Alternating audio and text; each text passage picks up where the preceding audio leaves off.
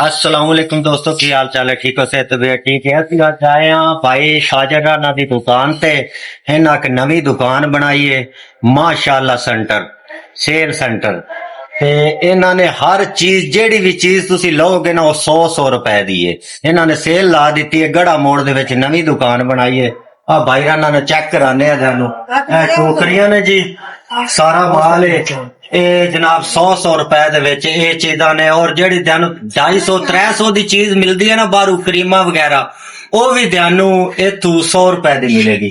ਹਾਂ ਲਾਲਾ ਜੀ, ਐਵੇਂ ਹੀ 100 ਰੁਪਏ ਦੀ ਸੇਲ ਲਾ ਦਿੱਤੀ ਹੈ। ਅੱਗੇ ਚੀਜ਼ਾਂ ਜਨਾਬ ਤੁਹਾਨੂੰ ਵਿਖਾਣੇ। ਅੱਗੇ ਜਿਹੜੇ ਹੈ ਨੇ ਉਹ ਵੀ 100 ਰੁਪਏ ਦੀਆਂ ਚੀਜ਼ਾਂ ਲੱਗੀਆਂ ਹੋਈਆਂ।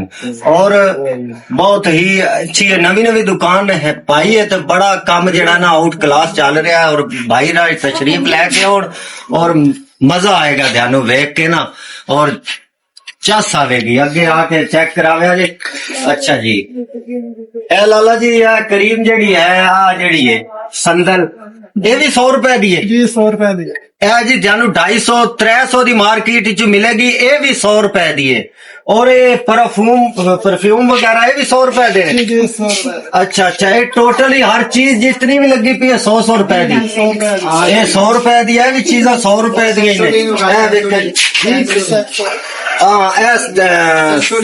सिसुडीन जेड़ा है ना, ये भी 100 रुपए दी है। एक जानो मार्केट च 250 दा दूसरी दुकाना तो लभेगा, लेकिन ये तू सिर्फ 100 रुपए दा। चेक कर लवो तुसी। इसे तरीके नाल अगे जनाब ऑलवेज ये भी जानो 100 रुपए विच लभेगा। ठीक है, भाई राणा ने एक सेल ला दी है। अगे इरफान ए चीज है, ये भी 100 रुपए दे विच जानो मिलेगा। ठीक है, ए ज्वेलरी वगैरह दा सामान है सारा टोटल, ये भी 100 रुपए दे। मसलन जितना भी तुसी जो चीज भी लोगे ना, ये तू 100 रुपए दी मिलेगी। ठीक है, टोटल 1 to all जो भी चीज है 100 रुपए तू, हर चीज 100 रुपए दी है। चीजा ने माइया दे लाण वालियां, ये भी 100 रुपए दे विच, ये 100 रुपए दे विच। ठीक है, ये चीजा टोटल 100 रुपए दे विच। होर लाला जी काम शाम किवें चल रहा है? अपना नंबर दसो लाला जी। 0302 2843 176 0302 2843 2843 176।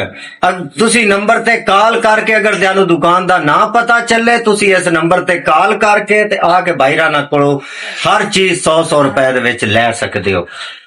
बाकी मोहब्बत है ध्याड़ी दोस्तां।